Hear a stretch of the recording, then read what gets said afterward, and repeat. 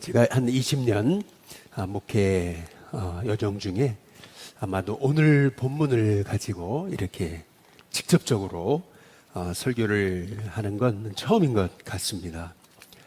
물론 설교 중에 인용은 아주 많이 한 본문이기도 하죠.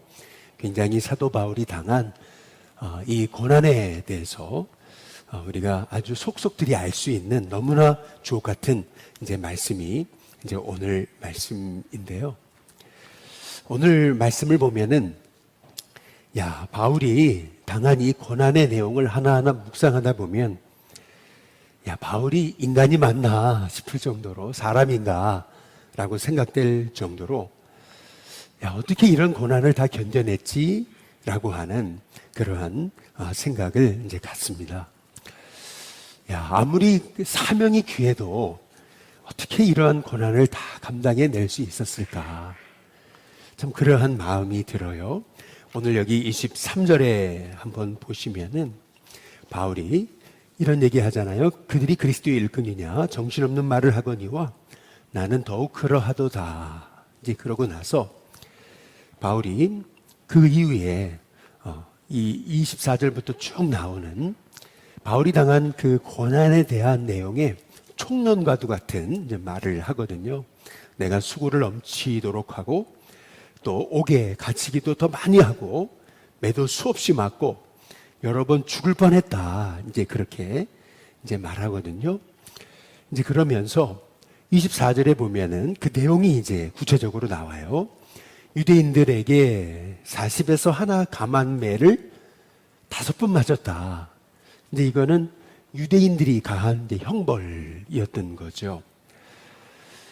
왜 40에서 하나 감한 매였냐 하면은 사람은 하나님의 형상대로 창조됐는데 40대 이상 때리면은 그 하나님의 형상이 이제 결국 죽고 그리고 40에서 하나 감한 매를 이제 때렸던 이유는 사람에 대한 하나님의 형상대로 창조된 인간에 대한 어떤 그런 존중이었던 거거든요.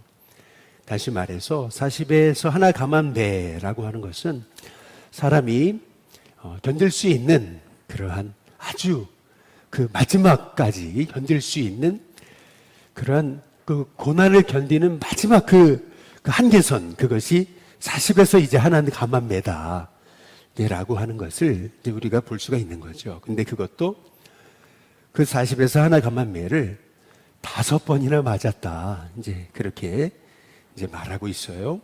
그리고 25절에 보면은 태장으로는 3번을 맞았다. 이 태장은 뭘 의미하는 거냐면 유대인들이 가했던, 유대인이 아니고 이방인들이 가했던 형벌의 이제 방식인 거죠. 똑같이 사람을 때리는 건 똑같은 건데 좀 방식이 이제 달랐던 이제 거죠. 그런데 또 태장으로는 3번을 맞았어요. 그러니까 총 8번이잖아요. 그래서 혹자는 사도 바울이 감옥에 어떤 신학자는 한 7번 감옥에 갇혔을 거다 이렇게 생각하는데 오늘 말씀에 보면은 최소 8번 이상이었지 않는가라고 하는 그런 생각도 좀 해보게 됩니다. 그리고 한 번은 돌로 맞았잖아요.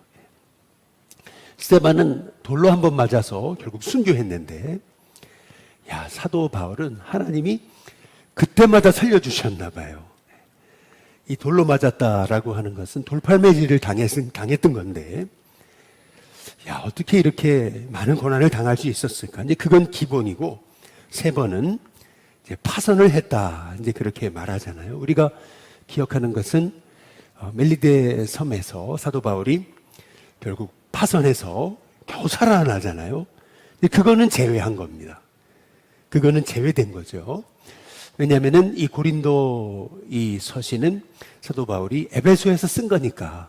그러니까 지금 이 사도 바울이 말하는 이 고난의 목록은 어찌 보면은 바울이 당한 고난을 따져보면은 2분의 1도 안 되는 겁니다. 어찌 보면 이게요. 더구나 일주야를 깊은 바다에서 지냈다. 그러니까 일주일 동안 이 태풍과 풍랑을 만나가지고 칠흑 같은 어둠 속에서 싸워야 됐던 것이 사도 바울인데, 우리가 기억하듯이 사도 바울이 로마로 갈 때 알렉산드리아 배에서 보름 이상을 그렇게 사도 바울이 칠흑 같은 어둠과 싸우잖아요. 그러니까 일주야를 깊은 바다에서 지냈던 거, 참 이것은 사도 바울이 당했던 고난에 비하면 또 아무것도 아닌 거죠. 그 생각해 보면은 사도 바울이 로마로 들어가게 될 때 그냥 이렇게 편하게 들어간 게 아니고 진짜 죽다가 살아서 들어갔다라고 하는 것을 이제 볼 수가 있는 거죠. 하나님의 뜻이 이루어지기 위해서 얼마나 사도 바울이 그만한 대가를 지불했는가. 하나님의 뜻은 그냥 거저 이루어지는 것이 아니고 사도 바울처럼 정말 말할 수 없는 그 고난의 대가를 지불해야 하나님의 뜻이 이루어지는 것을 우리가 바울을 통해서 볼 수가 있었던 거죠. 뿐만 아니라 26절에 보시면은 여러 번 여행하면서 이렇게 이제 얘기를 이제 하거든요. 강의 위험도 당하고 또 강도의 위험도 당하고 동족의 위험도 당하고 이방인의 위험도 당하고 시내의 위험과 또 광야의 위험과 이렇게 얘기하거든요. 바다의 위험과 거짓 형제 중의 위험을 당하고 이렇게 이제 말하고 있어요. 여러분, 2000년 전에 이렇게 어떤 사람이 여행을 한다라는 거, 이게 쉬운 일이 아니었습니다. 그나마 사회가 로마 사회였기 때문에 국경을 넘어서 이렇게 마음껏 다니며 복음을 전할 수 있었던 것이죠. 아무리 로마 사회라고 해도 이게 쉽게 여행하면서 그렇게 복음을 전할 수 있는 상황이 아니었습니다. 세네카가 그런 얘기를 했다죠. 생각해봐라. 언제 도둑이 나타나서 너의 목을 자를지 모른다. 근데 이게 그 당시 여행하는 사람들에게 경고했던 말이라고 그렇게 얘기를 하죠. 그 정도로 이 당시에 여행한다는 거, 그것은 굉장한 위험을 감수하는 일이었다라고 하는 것을 볼 수가 있습니다. 근데 특별히 이제 광야의 위험이라고 이렇게 얘기하는데, 광야를 지나면서 바울은 수많은 전갈의 위험들, 또 독사의 위험들, 또 가진 맹수의 위험들을 바울이 당했을 거라는 거죠. 우리 옆에 교회 목사님이 미국에서 오래 목회하시고 공부하셨는데 그런 얘기를 하더라고요. 한 3년에 한 번씩 시간을 받아가지고 이렇게 미국의 서쪽에 요세미티 공원으로 해가지고 이렇게 걷는 그런 코스가 있대요. 그런데 그런 코스를 이제 걸으려면 이제 허가를 받아가지고 이제 가는 건데 허가도 쉽게 안 나온대요. 이제 그러면서 하는 말이 어떤 사람들은 참 엄청난 돈을 투자해가지고 이렇게 보호하는 사람을 구해가지고 가야지 갈 수 있다는 거죠. 왜냐 그랬더니 막 곰이 튀어나오고 막 그래가지고 잘못하면 죽는데요. 그런데 이제 자기는 그런 데를 이제 다녔다라는 거예요. 한번 그런 데를 이제 다녀보면은 경치가 엄청나다라고 하는 거죠. 이제 그러면서 그런 얘기를 하는데 그게 굉장히 위험한 거다. 근데 지금도 이 미국이라는 곳에 그 광활한 그런 곳을 여행하다 보면은 막 곰이 튀어나오고 막 그러는데 2000년 전에 그 로마 땅에서 사도 바울이 터키 땅 그리고 수많은 그 로마의 땅들을 다니면서 얼마나 그 많은 위험에 노출되어 있었겠냐는 거죠. 더구나 오늘 여기 27절에 또 얘기하잖아요. 그것도 부족해가지고 수고하고 애쓰고 또 잠자지 못하는, 그리고 줄이고 목마르고 여러 번 굶고 또 춥고 헐벗었다. 이제 사도 바울이 이제 그렇게 말하고 있거든요. 야, 이 사도 바울이 이렇게 말하고 있는 이 고난의 내용을 보면은 야, 어떻게 이 고난들을 다 견뎠지? 야, 사도 바울이 사람 맞는가? 이런 생각이 들 정도로 우리와는 다른 그러한 차원이 다른 인생이었지 않은가? 이제 이런 생각을 해보게 되는 거거든요. 그런데 또 그렇지가 않은 게 오늘 여기 말씀해 보면은 23절에 그런 얘기를 이제 하잖아요. 내가 정신없는 말을 한다. 이제 이렇게 이제 말을 해요. 진짜 정신없는 말을 합니다, 바울이요. 여기 20절에 한번 보시면은 그렇게 얘기를 해요. 누가 너희를 종으로 삼거나, 그 다음 뭐라 그러냐면은 잡아먹거나, 빼앗거나, 또 스스로 높이거나, 뺨을 칠지라도 너희가 용납하는구나. 이제 말이 굉장히 거칠죠.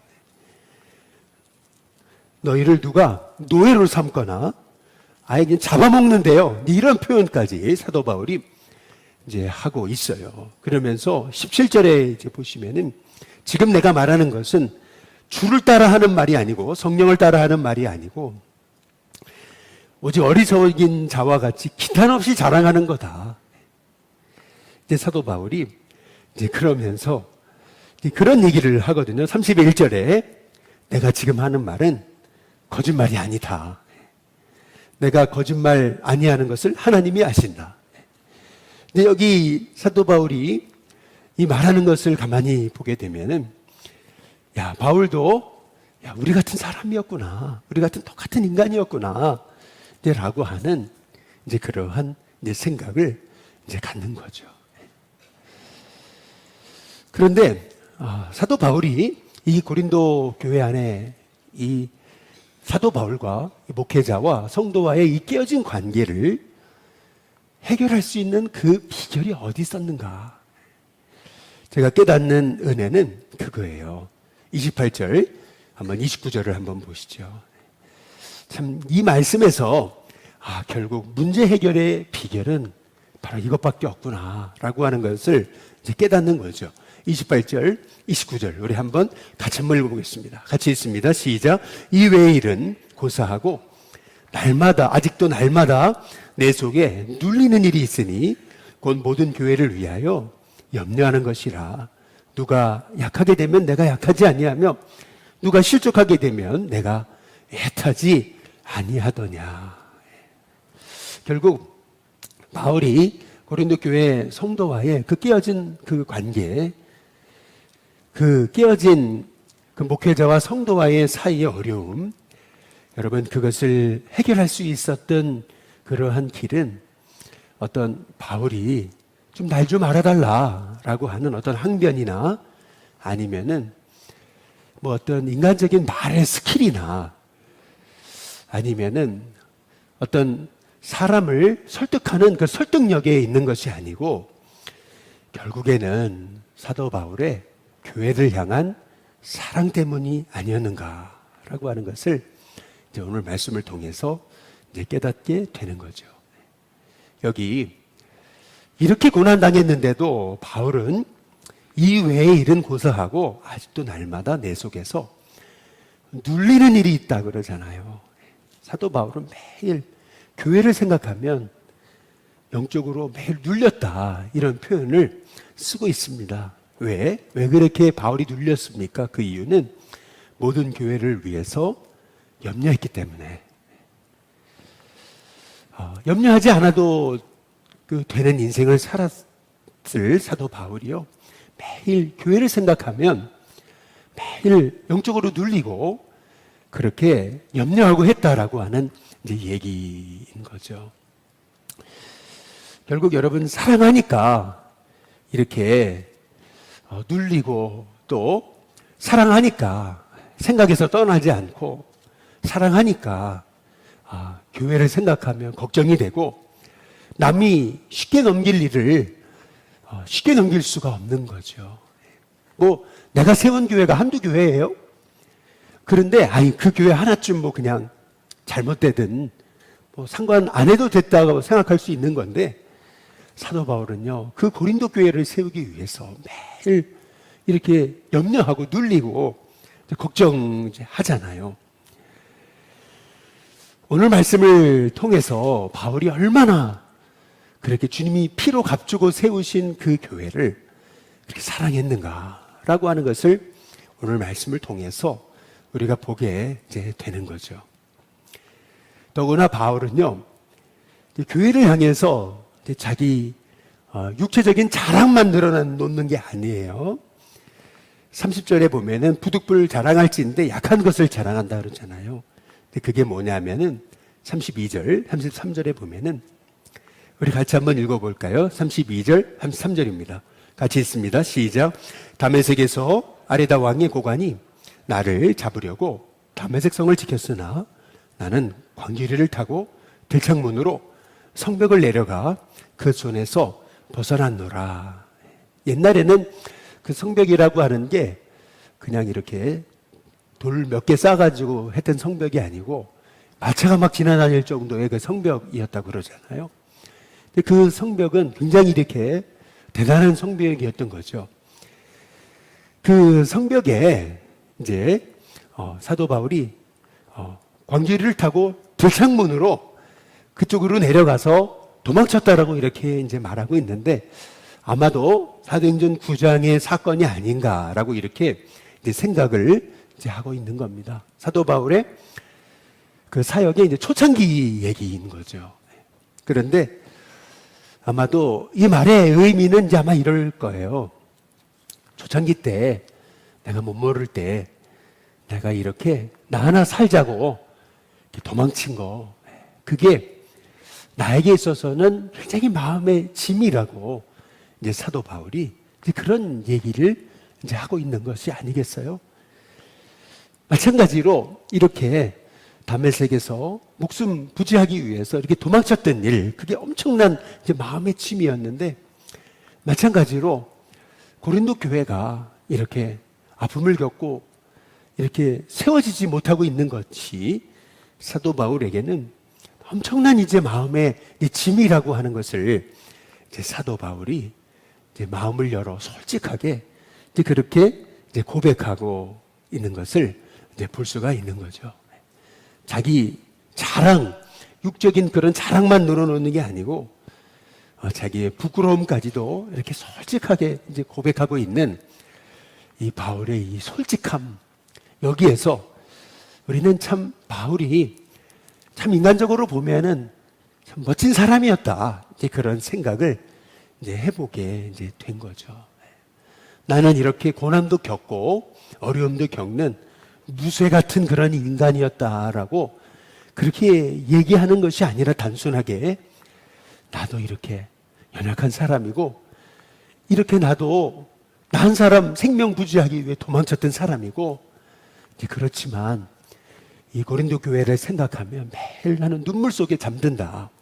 이제 사도 바울이 이제 그렇게 이제 얘기하는 것을 보게 될 때 바울이 이 주님의 교회를 얼마나 사랑했는가.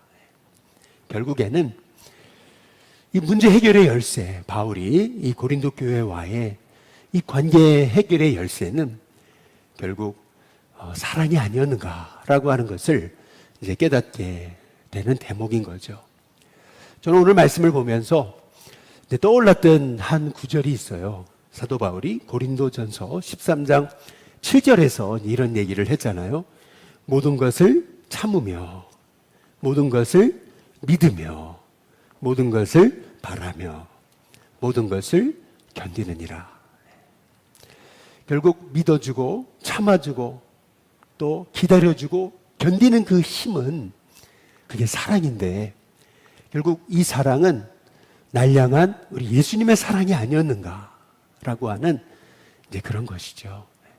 결국 예수님이 십자가 위에서 날 이렇게 사랑해 주셨기 때문에 그 그분의 사랑을 생각하면은 바울은요, 이 고린도 교회가 겪고 있는 이 어려움, 이 아픔, 이것을 그냥 못 본 척하고 넘어갈 수가 이제 없었던 거죠. 그래서 사도 바울이 결국 이 고린도 교회 안에 있는 이 어려움들, 이 어려움을 해결했던 그 힘과 비결, 그 숨은 그 능력이 어디 있었는가? 그것은 어떤 사도 바울이 당했던 고난 때문도 아니고 사도 바울의 어떤 언변술도 아니었고 사도 바울의 어떤 사람을 설득하는 어떤 그러한 그 인간적인 그 기술도 아니었고 결국에는 바울의 그 고린도 교회를 향한 주님의 사랑이지 않았는가라고 하는 것을 생각하게 될 때 결국 이 사순절, 이 고난 주간은 우리가 주님의 십자가를 묵상하지만 결국 그 사랑의 그 본질은 날 향한 주님의 사랑이 아니었습니까?